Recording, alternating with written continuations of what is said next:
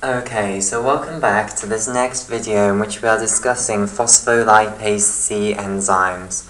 Okay, right, so we're currently discussing the phospholipase C Gamma family of enzymes and how they are regulated. Okay, and we've discussed that both phospholipase C Gamma 1 and Gamma 2 can be activated by receptor tyrosine kinase dimers. Okay, so when you form a receptor tyrosine kinase dimer like this, the receptor tyrosine kinase dimer ends up with loads of phosphotyrosine residues on its intracellular domain.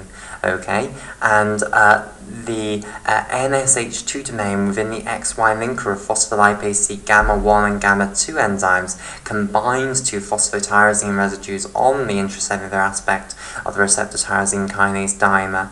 Okay, this recruits the phospholipase C Gamma enzyme to the underside of the phospholipid bilayer and nearby the receptor tyrosine kinase, which is activated. Okay, and the tyrosine kinase domains of the receptor tyrosine kinase dimer can then phosphorylate a special tyrosine between the CSH2 domain and the SH3 domain here, which is tyrosine at position 783. When that tyrosine gets phosphorylated, what then happens is the CSH2 domain binds to it, okay, and that causes a conformational change in the XY linker, which allows the XY linker to then vacate the catalytic site of the tin barrel-like domain here, okay, and therefore the catalytic site is now open and it can now have PIP2 molecules insert their heads into it, and it can then break the PIP2 molecule down into diacylglycerol and IP3. Okay, so this activation requires both the recruitment to the membrane and the removal of the XY linker. Okay, now, before we move on to phospholipase C Delta enzymes then, what I would like to mention is phospholipase C Gamma 2 being also regulated by a monomeric G protein, the monomeric G protein RAC2. Okay, so this is a mechanism just for phospholipase C Gamma 2 and not phospholipase C Gamma 1. Okay, so let me tell you a little bit about RAC2, which is this monomeric G protein. Okay, so we've talked about heterotrimeric G proteins. Monomeric G proteins are simpler than heterotrimeric G proteins. Monomeric G proteins are a single subunit, okay, hence monomeric, and they can be in two states. They can be in the off state, where that protein has GDP bound to it, okay, and they can also be in the on state, where the protein has GTP bound to it. Now, in the case of RAC2, when RAC2 is in the off state, it is in the cytoplasm. Okay, so let me draw this. So if this is our RAC2 protein here, okay, when it's in the off state, it has guanosine diphosphate bound to it in there. Okay, it will be in the cytoplasm, whereas when it turns into the on state, when it has GTP bound to it, it will then translocate up, and it will now be located attached to the underside of the phospholipid bilayer. Okay, now, RAC2 proteins in the on state then can now recruit phospholipase C Gamma 2 enzymes from the cytoplasm to being bound to the underside of the phospholipid bilayer, and they can also actually remove the XY linker from the catalytic site and thereby activate the phospholipase C Gamma 2 enzyme. Okay, so let me describe how this occurs. So basically, the RAC2 binds to the split plextrin homology domain here, this plextrin homology domain here, okay, in the XY linker. So RAC2 that's in the on state and which is attached to the underside of the phospholipid bilayer binds to the split plextrin homology domain of the phospholipase C Gamma 2. That recruits the phospholipase C Gamma 2 to the underside of the phospholipid bilayer, and it does more than just that. It also causes the conformational changes in the XY linker that then cause the XY linker to come out of the catalytic site, okay, and therefore it also activates the phospholipase C Gamma 2. So by binding to the split plextrin homology domain, RAC2 not only recruits the phospholipase C Gamma 2 to the underside of the phospholipid bilayer, but it also causes the removal of the XY linker from the catalytic site of the tin barrel-like domain, and therefore actually activates the phospholipase C Gamma 2, and then it can begin the hydrolysis of phosphatidyl inositol 4,5-bisphosphate down to diacylglycerol and IP3. Okay, so that's another activation mechanism for phospholipase C gamma 2, that it can be regulated by this monomeric G protein RAC2. And we'll see more examples of monomeric G proteins later on when we come on to phospholipase C epsilon. Okay, right. So now let's turn our attention to the phospholipase C deltas. Okay, so the phospholipase C deltas, there are 3 members of this family. Okay, phospholipase C delta 1, phospholipase C delta 3, and phospholipase C delta 4. There is no phospholipase C delta 2. Okay, now all of these are found pretty much everywhere in the body. Okay, so they all have a really broad expression. Okay, so they're not located in specific portions of the body, you find them everywhere. Okay, and it would be very, very unusual for a cell not to have some phospholipase C deltas expressed. Okay, so at least one of these types will be expressed in nearly all cell types, basically. So it's a very, very common enzyme. Now, what does it do? Well, we think what its role is in positive feedback. Okay, so when you activate other types of phospholipase C enzymes, we think phospholipase C delta becomes activated by the calcium signals that these other phospholipase C enzymes produce, and then it sort of gives a positive feedback loop, basically, in that it will now also be activated and now hydrolyze more PIP2 down to diacylglycerol IP3 and therefore produce more calcium signals. So we think its role is in positive feedback, and we'll discuss that more in a moment. Okay, so let's start off with its structure then. So phospholipase C delta has the canonical structure of phospholipase C enzymes. Okay, this is the one that we compare all the other structures of the phospholipase C enzymes to. Okay, so here's the amino terminus. Okay, and then the first domain that you have, again, is this Plaquestrian homology domain. And finally, in the phospholipase C delta enzymes, this Plaquestrian homology domain is going to be capable of binding phospholipids. Specifically, it's going to actually be capable of binding to PIP2, phosphatidylinosytyl 4,5-bisphosphate, and therefore it's going to recruit the enzyme to areas of membrane that actually have PIP2 within them. Okay, and we'll discuss that more in a moment. Okay, so remember, the Plaquestrian homology domain was not actually functional in any of the previous phospholipase C enzymes that we've seen, the phospholipase C betas and gammas.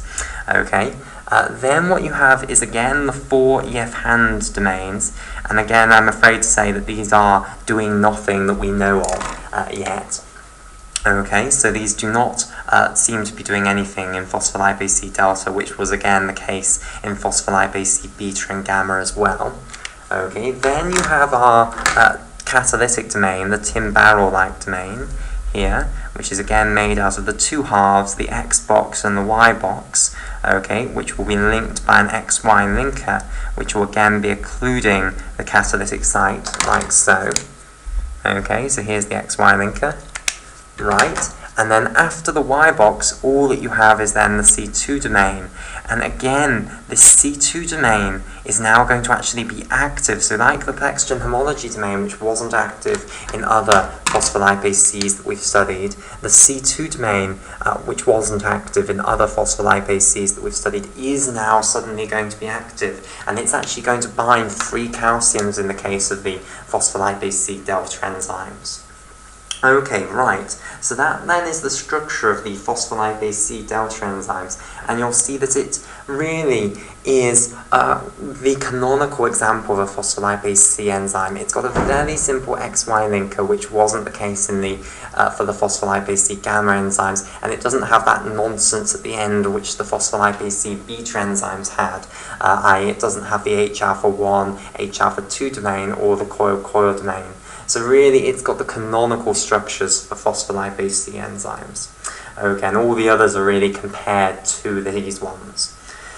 Right, okay, so basically the idea then is phospholipase C delta, again, like phospholipase C beta enzymes, it's capable of binding itself to the phospholipid bilayer on its own. It doesn't need something else to bind it to the phospholipid bilayer. Okay, and the reason for this is very different to the reason that phospholipase C beta could bind to the membrane.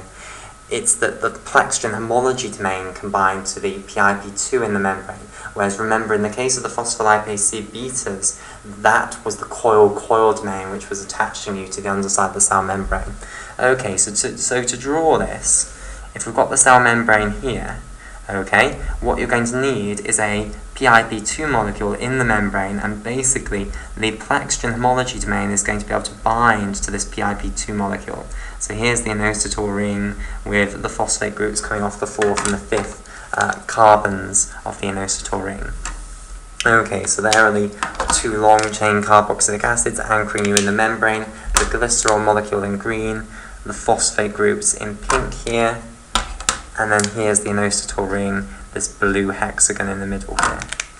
Okay, right. So what then is going to happen is the plextrin homology domain of our phospholipase C Delta enzyme is going to bind to this PIP2 in the membrane and is going to attach our phospholipase C Delta to the underside of the phospholipid bilayer. However, it will not yet be active. Again, just like the phospholipase C beta enzymes could attach themselves to the cell membrane and where they would not be activated.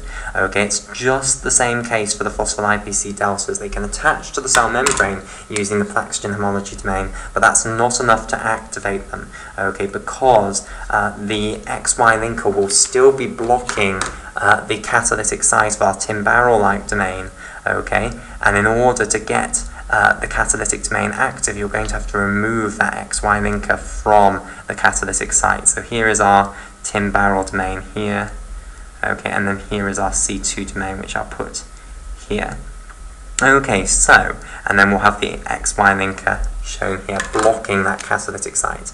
So just like the phospholipase C betas, the phospholipase C deltas are in this equilibrium between being membrane bound and being in the cytoplasm. They can continuously form these interactions between the plextrin homology domain and PIP2 molecules in the cell membrane and then break them and move back into the cytoplasm. Okay, right. So how then do you actually activate your phospholipase C delta enzyme?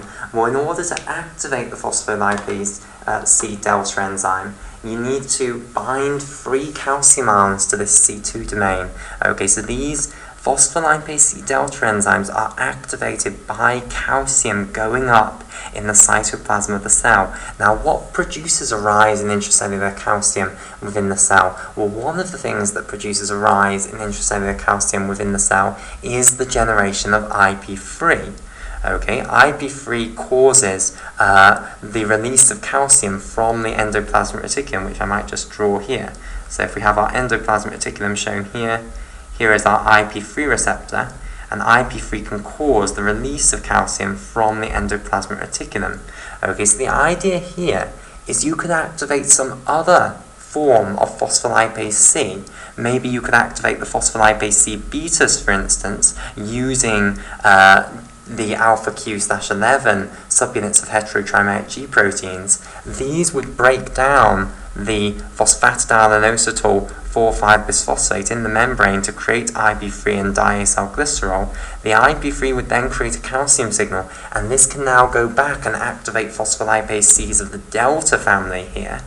Okay, and now phospholipase C delta will do the same thing. It can now be activated to break down PIP2 and create more IP3. So basically, this is a positive feedback, and sorry, that's misleading. It won't be the PIP2 that you've actually bound to that will get hydrolyzed, because this isn't the catalytic site. It will be another PIP2 over here. So get rid of that line.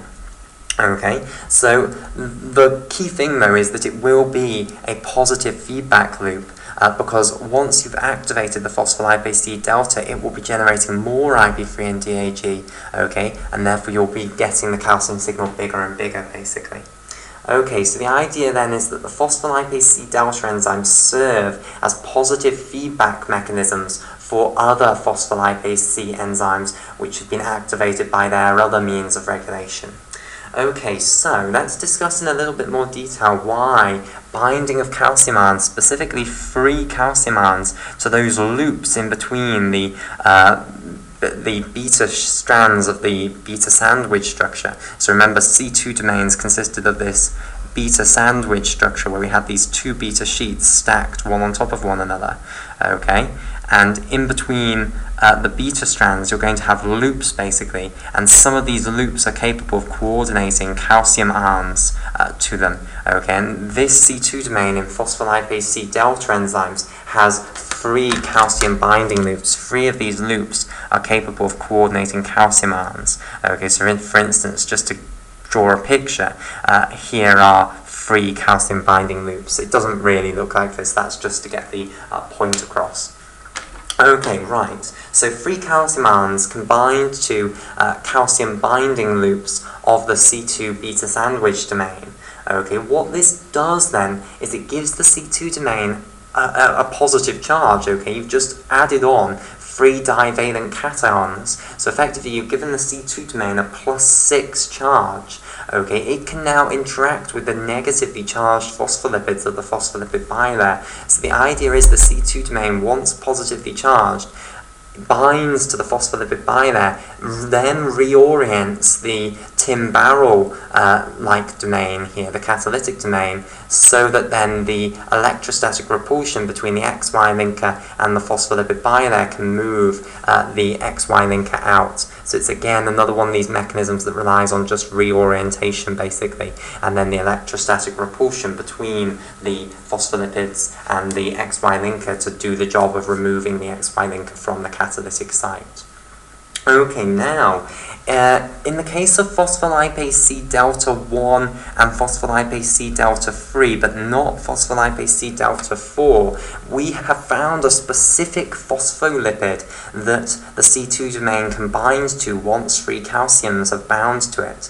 Okay, and the specific phospholipid that C2 domains in these 2 types of phospholipase C Delta enzymes can bind to once they've had calcium bind to them is what's known as phosphatidylserine. Okay, so let me just discuss what the structure of phosphatidylserine is. Okay, so we now know what phosphatidyl means, so that bit's easy. Okay, that just means we're going to have a phosphatidic acid molecule, like so. Okay, so let's just colour it in again. So here are the long-chain carboxylic acids. Here is the glycerol molecule, here in green. And here is the phosphate group coming off the alcohol group of the 3rd carbon of the glycerol molecule. Now, to create phosphatidylserine then, all you have to do is attach onto this phosphatidic acid molecule a serine molecule, the amino acid serine. Okay, now the amino acid serine has an alcohol group. Okay, so let me just show you the structure of a serine amino acid. Okay, so firstly I'll just start by drawing the core amino acid structure. Okay, so here is the amino group, here's the alpha carbon, here's the carboxylic acid group. Okay, then in the R group of serine, what you have is a methylene group, CH2 here, and an alcohol group here. Basically, you can attach this alcohol group of the serine amino acid onto the phosphate group of the phosphatidic acid molecule, and that creates you phosphatidylserine. Okay, so I'll just draw the serine as this blue box dangling into the cytoplasm like so. Okay, so this is serine here. Right, so phosphatidylserine is a phospholipid that can be found in the plasma membrane. Okay, and once the C2 domain has calcium bound to it, in the case of phospholipase C Delta 1 and Delta 3, it binds to this specific phospholipid, and that's how you then produce this reorientation of the tin barrel-like domain. So this is now right underneath the phospholipid bilayer. That produces the electrostatic repulsion on the XY linker, and therefore the XY linker gets out of the catalytic site. Okay, so I'll reiterate again that the purpose of these things is believed to be in the positive feedback, basically, of calcium signals and diacylglycerol signals that are produced by other phospholipase C enzymes. Okay, so they potentiate the signals produced by other phospholipase C enzymes. Another thing that's worth noting is that there is a nice way in which these things turn themselves off. Okay, because basically once they have worked and removed all of the PIP2 from their local little portion of membrane, then the idea is that they're going to end up running out of PIP2 to bind to with their plexgen homology domain. So basically the idea is that once they have cleared all of the PIP2 from their local portion of membrane, then they will drop off the membrane because they'll no longer have this interaction between the plexgen homology domain and the PIP2 molecule here. Okay, and that's how they can turn themselves off once they've run out of substrate, basically, once they've run out of the PIP2. Okay, so that's another important point to add. So to summarize for the phospholipase C Delta enzymes then, they bind to the underside of the phospholipid bilayer on their own by binding to PIP2 molecules. They'll bind to portions of the membrane where there's a lot of PIP2 present. Okay, then if you generate a calcium signal within the cytoplasm of the cell, so for instance by the activity of another phospholipase C enzyme which creates IP3 and therefore releases calcium from the ER, what can happen is calcium can bind to the C2 domain of the phospholipase C Delta enzyme, giving it a positive charge. It then binds to phospholipids in the underside of the phospholipid bilayer, which reorients the Tim-Barrel-like domain so that it's right underneath the phospholipid bilayer. That removes the XY linker from the catalytic site by the electrostatic repulsion between the negatively charged XY linker and the inner leaflet of the phospholipid bilayer, and then PIP2 molecules can insert into the catalytic site and be broken down to diacylglycerol and IP3. Okay, and that potentiates the signal.